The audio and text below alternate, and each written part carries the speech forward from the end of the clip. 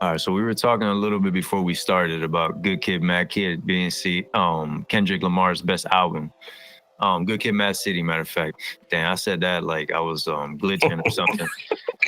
But yeah, Good Kid, Mad Kid. that Good Kid, Mad City, man. At the time when it hit, it was like a good time, like a good vibe in the air. I feel like even and just like the time in my. That's another thing about albums too. Like we had that conversation about the Carter albums. Like everybody got a different Carter, which is their favorite, and like it's pretty much just what time of your life it hits you in. Like if it hits you in that right mode, the right time for listening to music, it just, you know what I mean? Like it's just crazy how like certain songs and certain vibes hit people different ways, and just like it's super dope to talk about it, especially when something hits you so hard and then you kind of like want to figure out why it didn't hit somebody else so hard, or why something else hit them so hard and it didn't hit you that hard. You know what I'm saying?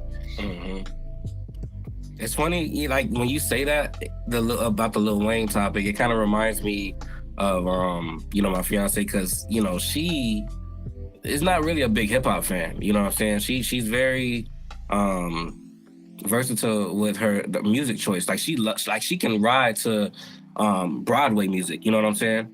But her favorite the reason I say that is her favorite Lil Wayne album is Rebirth, which we as Lil Wayne fans, you know what I'm saying, from like the Carter and before, we look at Rebirth like, no, you know what I'm saying? Like, yeah, not at all.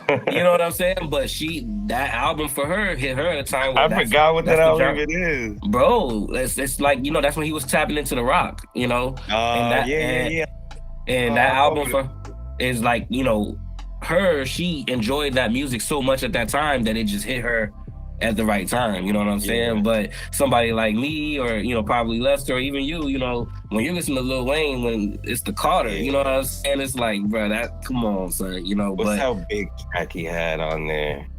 The Carter was Go DJ. That was pretty much the biggest joint. They had Bring It Back. That was like the minor single from it. I think it was the first single, but I think it wasn't the biggest one. Yeah. I'll tell you something about that Lil Wayne, dog. Like, I remember at that time, that was like the early times in Orlando when it wasn't such a like city like that. You know what I'm saying? Like before he dropped the first Carter. And shout out to my boy Jeremy, man. Like me and him, we was on Lil Wayne like from the Cash Money days. Big time. First couple albums, Hot Boys. I got Hot Boys vinyls, BG, all of them. Facts. And like him was big and we knew what Wayne was about. You know what I'm saying? Like Blink, what he did on Bling Bling at age 16. Shine, bro. Shine was my joint. But yeah, dog, like we kind of like always knew, and we were always fans of him when like people wasn't really up on him and they didn't really rock with him. And then we always had that big thing of like, oh, nah, we real fans because we've been down with him. And we've been putting y'all onto him. We used to get clowned for listening to Lil Wayne, and then he dropped that Carter, and it was different. You know what I'm saying? Thanks. But when you look back on it, like even me as a fan, like I listen to the older stuff, and it's not as good as the Carter 1, the Carter 2. You know what I'm saying? So it makes sense. Why so many people? You really had to be like a true fan to enjoy it that early, instead of when he just progressed and he was just and then he mastered that shit. Mm-hmm. Yeah. But I think, at a certain point, like I think I told Les the other day, look at this ice that I'm carrying, all these carrots, like I'm a vegetarian, like that, those bars, bro, I was already like alert, like, yo, this man on something, So I think you also got to be listening for it, you know what I mean? Like, you got to be looking for it. It's crazy because that goes perfectly hand in hand with like one of the first things I wanted to touch on. And the other day I was rewatching Comedians in Cars like I always do. I've mentioned that like 6 million times here.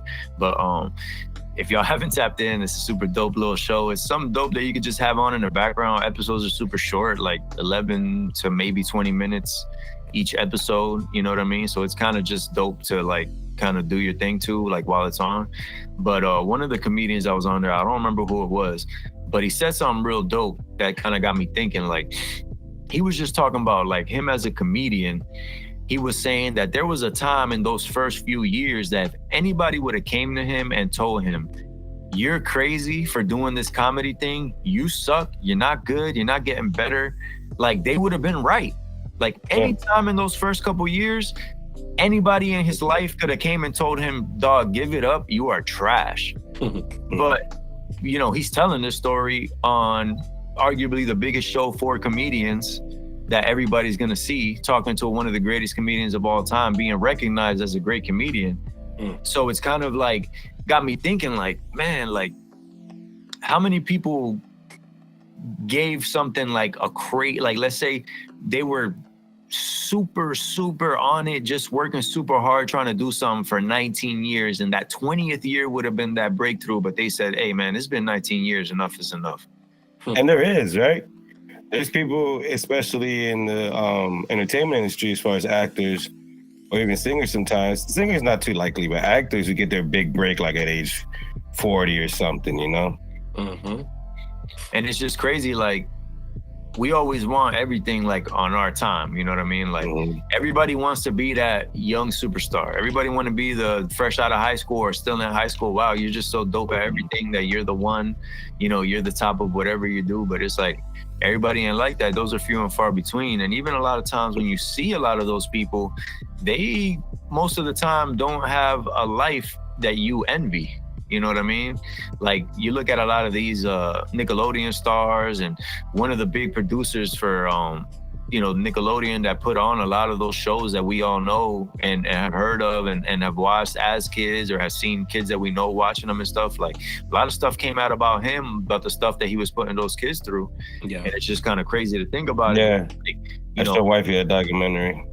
So many people want that life, but it's like, you know, you're seeing one glimpse of what's quote unquote dope about it. You know what I'm saying? You're not seeing the whole scale of everything. Right.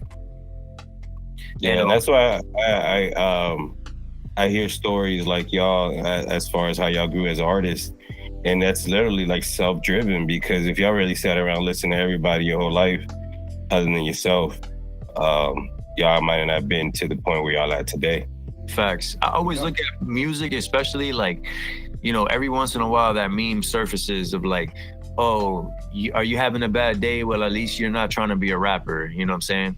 And it's like, okay, I understand the joke behind it and everything, but it's like everybody thinks of, you know, doing music or anything creative, and they imagine that you in your head, you want to be that young talent that's on the cover of every magazine and stuff. Like that's not where everybody wants to go with it. Some people just like to do the artistic stuff just to have a hobby, just to have something to get their mind going in a different way. You know what I mean? Everything is not, people imagine things a certain way and think that that's the way you want it too. You know what I mean? Yeah. Like that's not the case. You know what I'm saying? Like people do things for different reasons and different ways, and that's why you just worry about you. I mean, it kind of even goes to like what I was saying, like when do you choose to give up? It's like, one, that's on you, and two, I feel like if you're getting to a point where you're, I mean, I know certain things are different, like industries are different. It's not as cut and dry as I'm saying it, but it's like, if you're thinking about it from that way, you wasn't in it for the right reason anyway. Because if it's something that you're really passionate about, you're gonna be involved or doing it or whatever, you know, as long as you possibly can, you know what I mean? It's because it's just gonna feed your soul that way. Right. And that goes, I mean, that's a good, I think, point, especially to kind of what you were saying earlier, where it's like, you know, as artists, people assume that you always have, you either gave up or you always feel like driven. You know what I'm saying? Artists go through slumps, you know what I'm saying? And I know like that's something that we were kind of talking about earlier, you know what I'm saying? Kind of figure your way out that slump. You know, nobody's on point for 15 years, 20 years straight. You know what I'm saying? Like you got to really dig deep to kind of figure it out, you know? And the great thing to me is like, they're like, it's just funny because people put a certain type of expectation on you because you say you're an artist, then they even put on the people that's artists with resources. Thanks. Like they look at it like, oh, you know, they want you to be like a certain type of artist and stuff. But when a lot of people really think about it and really analyze the artists that they like, most of the time they don't even like that many songs from that artist. They just like a couple of songs. They like the way they look or whatever. But it's not that they're putting out so much better things than they are. It's just they have a wider reach of the people that are gonna hear it, and the people that like it are gonna like it, and the people that don't. But you know, if you're hitting 10 million people, and you know a third of them like it, you know, that's still a good number to go with. You know what I mean? Right. And man, I want to hit back on that, man. Like, I feel like that's one of the crazy things about life, and it's just one of the philosophies and like the things that I philosophize about, if that's even a word, like the things that I think about. Philosophizer. The things that I think about just from the point of view of like, it's just so wild to think like, you know, you might have to only work for 6 months, but you might have only did 5 months. You know what I mean? Mm-hmm. And at the same time, it might just not be in the stars for you. It might be something that you do for 30 years and not be good at it. Right. You know what I mean? And nobody ever knows. Like, there's no one way or other way. There's no answer. Like, I can attest to that right now. What I thought I would be doing for the rest of my life, I probably will never do. Because as far as my career, because this lane that I've taken that already put me past what I thought I was gonna do, there's no way I can ever look back at that. It's a good thing to think about and motivate, but like, I never thought this is what I'd be doing and be compensated for this at this level. And that's now that I'm here, it's like I'm readjusting. I was like, okay, well, this is what so now I got to master this craft. You know what I mean? Right. I have to make sure I'm the best I can be what I'm doing today for what I have to do today. And I sit here and think about what I wanted to do, which they're equally gratifying and satisfying for me. So I don't have an issue with it. But it's just, you know, you can think about it so long, and then as it progresses, it develops into its own thing, and you got to adjust when you know it's a good thing and adjust to it and just keep working on it. Right. Well, that's another thing too, is that, you know, the expectation that, you know, we put on others to just know what that thing is. You know, it's like, you can't really, you know, if somebody's trying something and you know what I'm saying, they're dibbling in it or dabbling in it, whatever, and you're knocking them for it, bro, like, you know what I'm saying, that maybe that's something internal that you might need to work on, of why you're not trying new things. You know what I'm saying? Because if you haven't figured it out for yourself, how can you look at other people trying to figure it out? You know, it's a real weird thing. And it kind of even leads into something that we were talking about as far as just social media and like being in the, you know, being so intertwined with everybody and what they got going on and stuff. Because it's like, it's really easy to kind of get so wrapped up in it that you kind of forget the human side of it. And just, I always think about it from the point of like people that work, let's say fast food. They get into these mentalities of the job where, I mean, let's not say fast food, let's just say any kind of job. Anytime that there's a job that has a certain kind of structure, a certain system, something that's kind of beat into you, you start looking at it from that lens, and you cut out all the human part of what you're doing during your day. And you talk to people and you interact with people. Like, if y'all not two people that are both doing something that neither of you really want to be doing, you know what I mean? At the end of the day, none of us want to be working, no matter how much you like your job. Big fact. Big fucking fact. Tied down to anything, like, you know what I'm saying? Like, so just the idea that we kind of cut out that human element of it, that's definitely one of the things about social media that I can't stand, is like, we forget that we're all still just people trying to figure this out. Like, we're all dumb to a certain point, you know what I'm saying? We're all looking for an answer that nobody's ever found. So already you got to give people grace just based off that, you know what I'm saying? That's why, like, even like with the religion thing and all that stuff, like, I can get into a debate about it if it's something that, you know, the person just wants to talk and it can be a good conversation and it's something just to bring about new ideas and open up different ways to look at it. But from the point of view of trying to convince somebody or trying to poke holes, and like, I'm not on that, you know what I'm saying? It's like, I don't have the answer, and I'm not even gonna pretend like I have the answer. What I'm telling you could be the complete wrong thing, and you know what I'm saying, might be doomed, like, and it might be the same for the other person. Like, none of us know at all, you know what I'm saying? Yeah, not even that. It's like the person who believes in something and think they're doing it right. Like, how do you know? You honestly, you're never gonna know if you made all the right choices until, honestly, the day you die. Facts. And then you look back and it's like, did I make all the right choices? I mean, that could be today, tomorrow, and 50 years, but that's going to be the day. And if you have that chance to think about it, that's the only time you're going to know. If not, you're never going to know, because it's not over yet. Facts. And it kind of even goes to like something else we was talking about, like the idea of confidence versus wisdom. Like, you doing something because you have the knowledge of how it needs to be done the right way, versus you doing something because you have the confidence and say, hey, I might not know how to do this, but I'm going to get it done and we're going to make it happen and it's going to lead to the next thing. Like that, I feel like is even like a thin line. And that's another thing that kind of is on that same kind of line of, I can't tell somebody what they can and can't do or how they can or can't do it because I don't know. You know what I'm saying? Somebody might not have the knowledge behind something, but they just have the aggression and the force to make it happen that the person that has the knowledge doesn't. So it's just like it's like a lot of like weird and different dynamics that come to like all these different situations.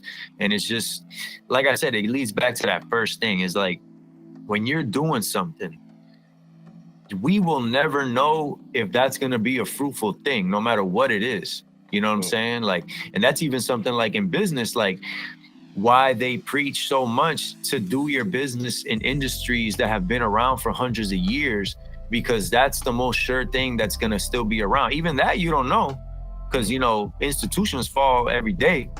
But at the same time, it's a more proven record, and you could say, okay, let me get into this industry because 100 years from now, this is going to be around. That's why they always say about cutting hair. It's like, be a barber because everybody's always going to have hair and haircuts. Yeah, you know forever.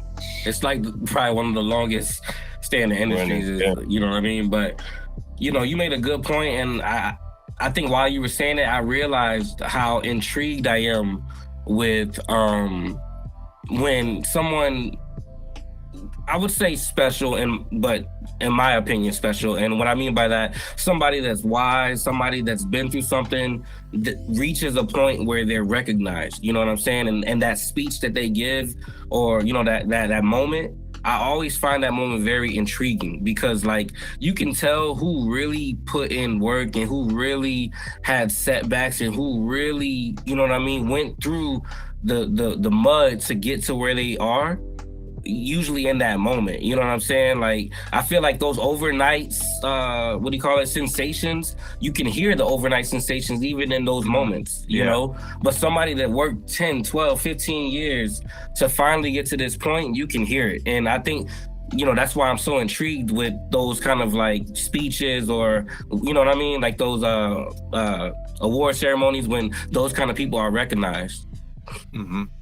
And even like getting to that point, it even leads to something else we were talking about, and something that Joe mentioned that he's thought about all the time too, is like just how, I mean, I know for sure us that are sitting here, you know, and, you know, even the people that are listening, everybody, like, we don't consider how lucky we are just in the lottery of life. You know what I'm saying? Like, and when I say the lottery of life, is like, none of us had control of how we were born, which is another reason why I'm so like confused as to why people even care about how you know, what somebody looks like or whatever, all that stuff. Is like, you know, you literally had no control over that, right? Like, you literally didn't do anything there. Like, you just the luck of the draw. So how are you gonna look at somebody like they a certain thing or less than you when you had no control over who you even are? You know what I mean?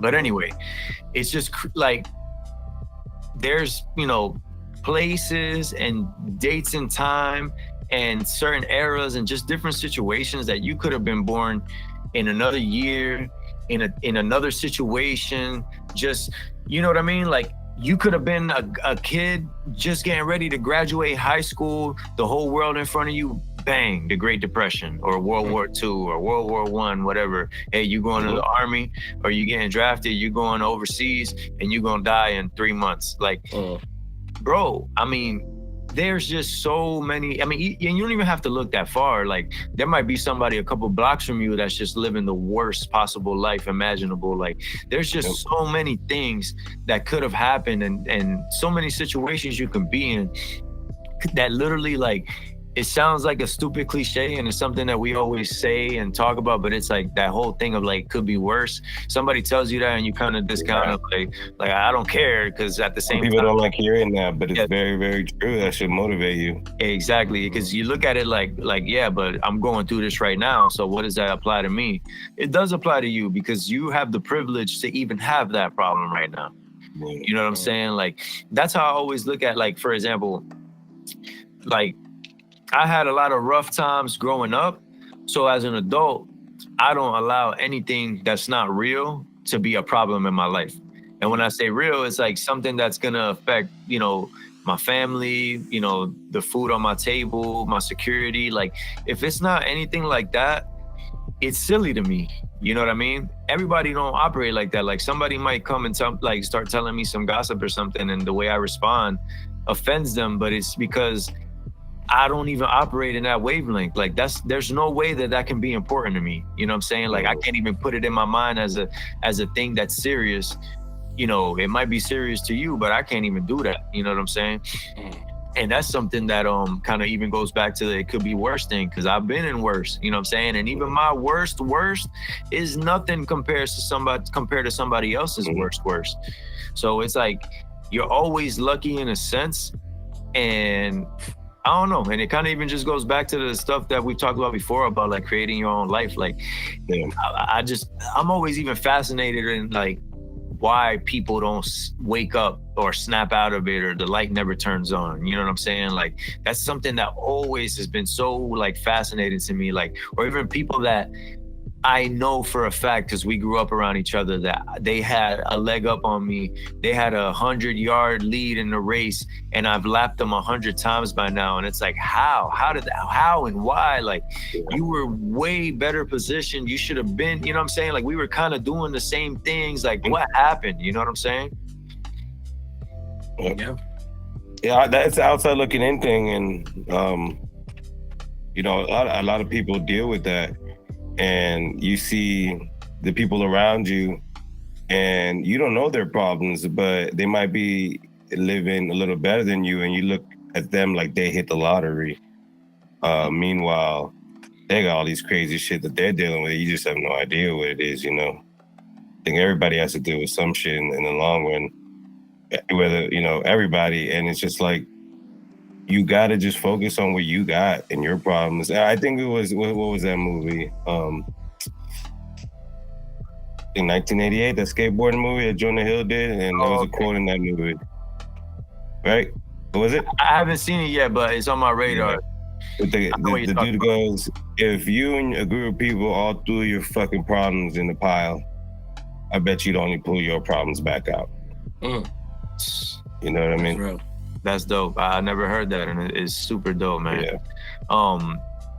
That kind of even leads into a little bit of like what we were talking about earlier, like just as far as like when you kind of have a lack of confidence. I wouldn't say lack of confidence, but like when you're kind of hesitant to approach something because it's been a while, and it's kind of like you're not too you don't feel worked out, you know what I'm saying? Like, it's kind of like when you go like when you go play basketball for the first time in a while, and like you put that shot up and you're like, dang, that's super off. I don't remember my shot being like that. Like, my shot was nice. Yeah. You know what I mean, like, I know for me, I know that's like, you know, I used to play ball like crazy, and you think that's something that you just don't lose. Like, yeah, the movement's there a little bit, but if you ain't picked up that ball in a while, that shot ain't going in. You know what I'm saying? Yeah. And we were talking a little earlier, Quincy, and you were mentioning like you just jumping back into the music and stuff. You're kind of trying to capture like a vibe that you had before. So like even just kind of elaborate on like your thought process and like jumping back into that and kind of the conversation we had. Yeah, man. I think it's more so like I'm getting back into music. Like, obviously, you know, with my mom passing and kind of just all the transitions I was going through, finalizing school, all that good stuff, I kind of got away from music, you know what I'm saying? And then not only that, but like I was in a place mentally where it just wasn't as easy as it once was. You know, before you could turn on a beat and I was already ready to go, you know, and it just wasn't as easy. You know, I finally reached a point where, you know, I'm inspired again, but then it's like, you know, I get in front of the music and it's like, not only am I hesitant, but I'm a little unsure. And then I was like, you know, you asked me a question earlier, you were like, you think you peaked? It's like, excuse me, it's like, I don't think so, but then I'd be unsure because it's like, why am I not so comfortable?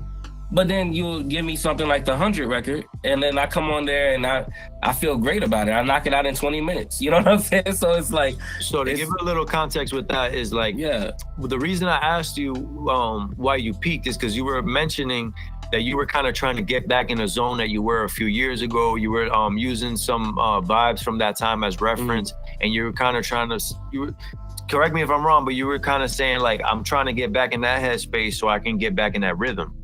And the reason I asked you if you had peaked, if you felt like you had peaked, is because are you trying to get back there because you feel like that was your best work and you can't recreate that? Or are you trying to get back there because of how you felt at that time? How I felt at that time.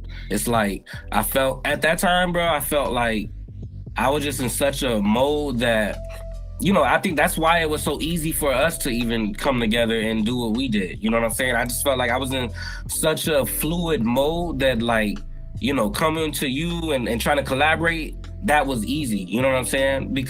And now I feel like I'm not in a mode where it's like I'm almost kind of, what's the word? I'm hesitant. You know what I'm saying? It's like, is this good? I never felt like questioning myself. You know what I'm saying? So it's like just trying to work through those little, what do you call them? I don't know, but work through those motions to get back to a place where it's consistent and fluid again, you know? So I know you already know what I'm about to say, Quincy, but more for, and Joe knows it to a certain extent too, but more for the people that are listening. Like, as an artist, like a musical artist, and I'm pretty sure as any type of artist, any other type of artist as well, but as an artist, you go through a lot of subpar art to get to those pieces that are super dope, that resonate with people. And my thing with what you were saying is, you know, so to let people know kind of behind my process, a lot of times when I record,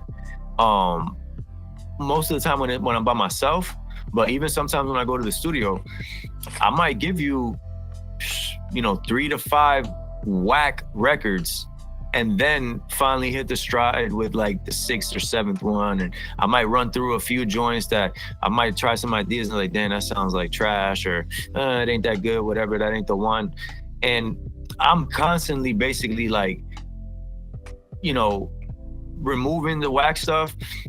And the reason why I tell you that that's so important, and I feel like that's something that you should focus on, is going through the whack stuff, is because the whack stuff always has lessons in it. The whack stuff, you're gonna pull dope bars out of it. You know what I'm saying? You're gonna say, hey, this song is trash, but these 4 bars I did here, I need to explore that flow. Or these 4 bars I did here, you could tuck that, you know, you can put that somewhere else, or you could turn that into a hook, or whatever the case is. You're gonna learn something from that record that's gonna lead you to that next dope one. And it kind of goes back to the analogy I put in our chat that Joe liked, and I liked it a lot, and that I kind of came up with, is, you know, if you're on a desert island, you know, if you're stranded on a deserted island and you're trying to figure out how to turn on the fire, you're hitting 2 rocks together over, you know, dried leaves and stuff. You're not thinking about how many attempts it took you, whatever. Once the fire gets turned on, you're just happy that the fire's on. You're not dwelling on, oh man, but I had to hit the rock like this, or oh man, it was 373 hits. Nah, like, it got you to the point there, like, you need to be looking for the fire and not looking for the process. You know what I'm saying? Like, I feel like you're getting too stuck on that. You're like, you know, and it kind of, even like the basketball reference, like, you hadn't shot a basketball in 2 years and you want to trying to figure out in your head how you can go to the court and make your first shot. Facts. You know what I'm saying? And it's not going to happen. You know what I'm saying? Sometimes it does, because that kind of happened with the 100 record. You hadn't really recorded anything like of note recently, and then you just got on that, and the way you hit it was just perfect. Sounds super dope. People messing with it. That's a record that we dropping real soon. And you hit it there, and maybe that even kind of like intimidated you a little, like, dang, like you already kind of like, you set the bar for yourself, and then it's like, dang, you know what I mean? But like I said, you just got to work through it. You know what I'm saying? Especially, like I said, you don't feel like you peaked. I don't feel like you peaked. I don't feel like you have to retool your approach, because you have a dope approach and a dope sound. It's really just doing it. You know what I'm saying? Yeah. Real talk.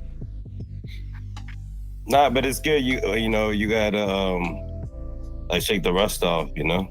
And you go through the motions and keep doing it, and you know, you can find either another level at that point because of everything you've been through and everything that's accumulated up to this point.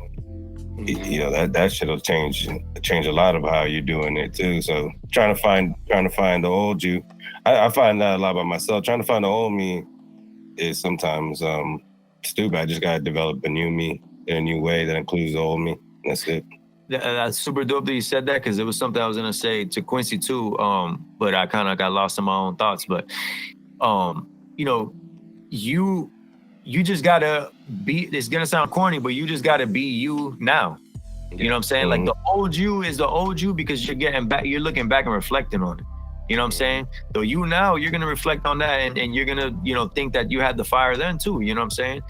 And what I was gonna ask you, Joe, is there any specific thoughts or ideas or concepts, just your kind of mindset and stuff as you've kind of rekindled that creative center in your brain and kind of been going back down that music lane and kind of just trying to be tapped in from that sense and kind of stimulating your mind that way when you haven't been doing that for such a long time? Like, is there any major emotions or major thoughts or specific things that have been coming into your brain, or, you know?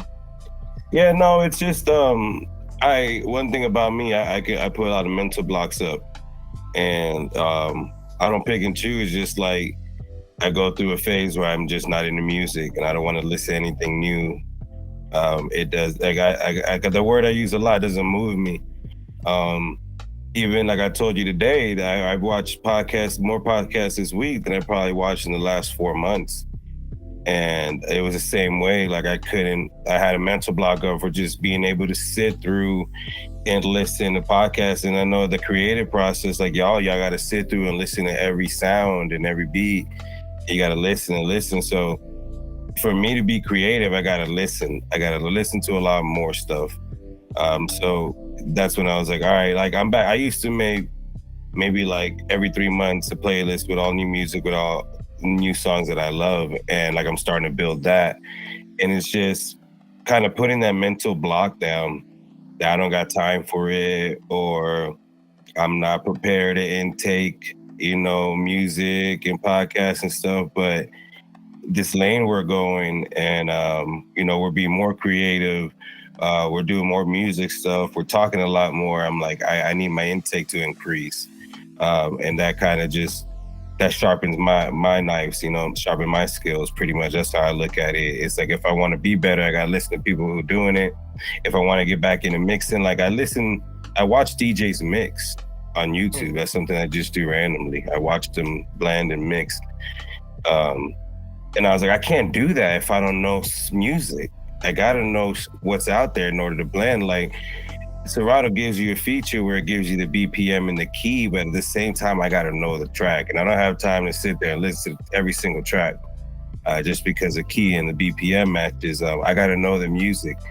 I can't sit here and create podcast content without listening to people podcasts and how they do it and how they flow. And then, like I said, I use that to sharpen it. And it was all putting that mental block down and saying that I don't have time for it, or I'm too busy, or I'm doing too much work to focus on it. It's just like, it's something that I want to do, and I know that I need it. And that's something that I adjusted as a new me to do and focus on now.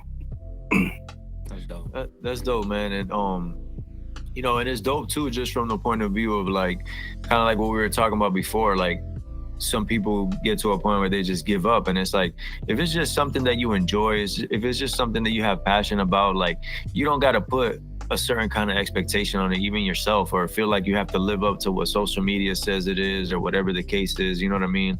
Like you got so many artists from all angles, not just musical artists, but so many artists that they, you know, they want to post those wins or like those super cool pics, you know, when they're in like a crazy looking area or something like that. And they want to kind of flaunt that as like, that's a visual representation of what they're on and stuff. But it's like, nah, you know, it's really not like that.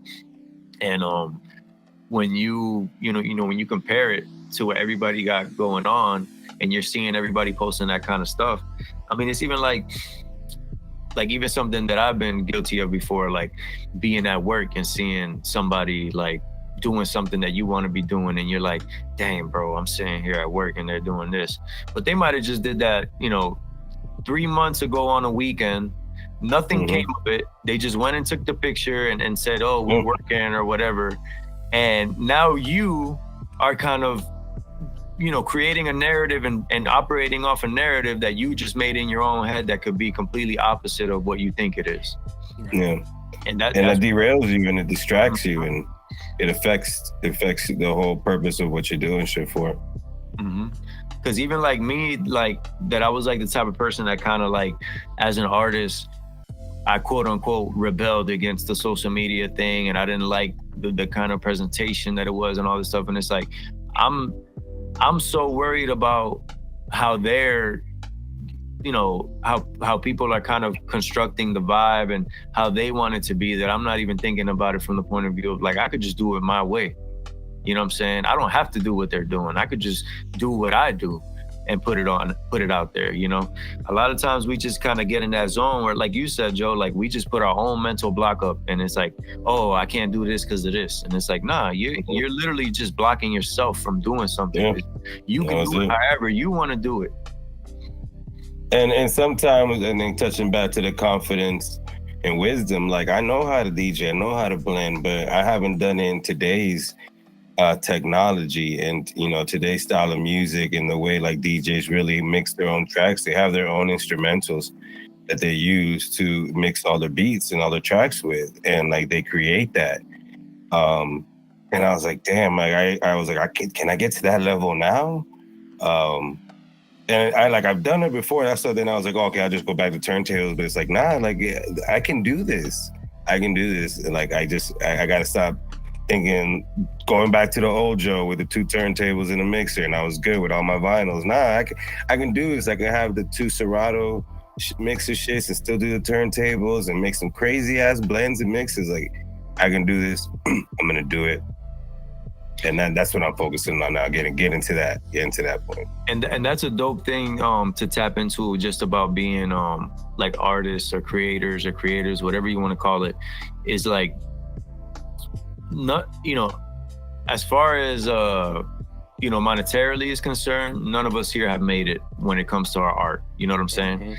So from that same point of view, we're all amateurs. You know what I'm saying? And a lot of times I feel like people that are artists or creators, people that are trying to get to like a common goal, they kind of want people to give them the grace of, hey, I'm coming up, you know, all I need is a break. But then they don't want to have that same mentality for the other creatives that are around them. You know what I'm saying? They want, for example, they want the videographer to be A1 top notch. They want, you know, the photographer to be A1 top notch. But it's like, bro, you're not even A1 top notch. Yeah. So right. You might need the videographer that's still learning because you still learning. You know what I'm saying? And it kind of goes back to what we're talking about as far as, you know, kind of being afraid to take that leap or, you know, just get your hands dirty in the process, because in that process is when you are going to find that, you know, finished product, that fire result. And then that videographer is going to look professional. You are going to look professional as an artist. It's going to line up. Right. It's just the look has to match up with the actual talent. It's just that little ugly part in the middle that it's always hard for people to jump in there. And they're afraid of how people are going to look at them during those stages. Like when you cut your hair, let's see, you're talking about your haircut, you know, you got that ugly stage while you're growing. Facts. You know, but once you get there, ain't nobody remember that ugly stage. Bro, unless you look at pictures. I had a memory come up of music that I don't even have out anymore because I took it off all like the services and stuff, but I got a memory because I uploaded a video like mad years ago, and it was like one of the first songs that I sang, because like I didn't sing before, I used to rap. And oh my gosh, it's so horrible. Like, not like I would have been okay if it was just horrible from the point of view of like maybe the lyrics were whack or whatever. Like, yo, there was notes that were off. Like I'm listening to it like, oh my gosh, this is so terrible. Like, but I put it out at the time thinking I was, you know, that could have been the one. Yeah, you know what I'm saying? And it's just kind of crazy to think about it from that point of view. You know what I mean? Like, it's so crazy because I was confident back then. Facts. And the crazy thing is, back to the confidence thing. When I first started making music, I was in high school and I started rapping. You know what I'm saying? Like, you know, rap is my first love, and you know, it still be hitting different. You know, I love R&B obviously and oldies and stuff, but something about, you know, the rap from when I came up is just, it hits different. And I used to rap, and I was in a rap group, and we got signed to a record label. I was like 18 or something. You know, I hadn't been rapping that long. We kind of just pulled that out our ass. And we opened up for 3 6 Mafia at the House of Blues. That was my first show ever performing, 3 6 Mafia House of Blues. I never performed in my life. and that was my first time performing. Like, it was crazy. Yo, at that time, you know, if you was in my head, and rightfully so, I thought like the sky was the limit. Yeah. You know what I mean? Like, oh, we taking off. It's happening. You know what I'm saying? I mean, the trajectory I'm on is crazy. Bro, a lot of crazy things happened at that time. I ended up just like not even doing music no more, moved to Pennsylvania, working in a warehouse. Like, and it was so crazy, like just how that whole period went down. And like, I think about that now, and it's like, it don't even seem like it's the same life that I'm in. Like, you know what I'm saying? Like, it seems like I got memories from somebody else or something. You know what I mean? I feel you, I know, man. I feel you. But it's just crazy because like, I've gone down this path I'm on now. Like, it's just crazy how it kind of all turned out. But at the same time, it was just the fact that like, it was something that I was saying, it was something I was passionate about, and I just couldn't shake it. You know what I mean? Like, I knew I wanted to be involved with the music somehow. And if I wasn't gonna rap no more, you know. But y'all still even good at it though. Huh?